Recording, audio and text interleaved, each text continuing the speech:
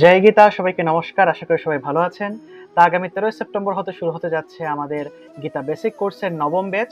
তা গীতার বেসিক কোর্সে মূলত আমরা গীতার একদম প্রাথমিক জ্ঞান যা কিছু আছে, মূলত গীতার সংস্কৃত বিভিন্ন অক্ষরের উচ্চারণ, শুদ্ধ উচ্চারণ বিধি, তারপরে গীতা পাঠের নিয়ম, গীতার অঙ্গন্যাস করন্যাস, গীতার ধ্যান, তারপরে গীতার শ্লোকগুলো আপনি কিভাবে পাঠ করতে হয়, সেই শ্লোকগুলো পাঠের যে ছন্দ আছে, কিভাবে ছন্দ দিয়ে, সুর দিয়ে, তাল দিয়ে আপনারা গীতা পাঠ করবেন, সেই সমস্ত কিছু একদম বেসিক জ্ঞানটা সেই গীতার বেসিক কোর্সে দেওয়া হয়ে থাকে। এছাড়াও গীতার অধ্যায় পড়ানো হয় এবং গীতা পাঠের যে গীতার একদম গীতা কোথা থেকে এলো, কিভাবে গীতা পাঠ করার প্রয়োজন হয়, বা একদম গীতা পাঠের একদম প্রথম থেকে শেষ পর্যন্ত কি কি করতে হয়, সেই সমস্ত সব কিছু একদম বেসিক থেকে একদম প্রাথমিক একদম শুরু থেকে আমরা এই গীতার বেসিক কোর্সে পড়িয়ে থাকি। তা আশা করি আপনারা অবশ্যই সেই গীতার বেসিক কোর্সে ভর্তি হবেন এবং আপনাদের সকল ধরনের বেসিক সংক্রান্ত সমস্যার সমাধান হবে।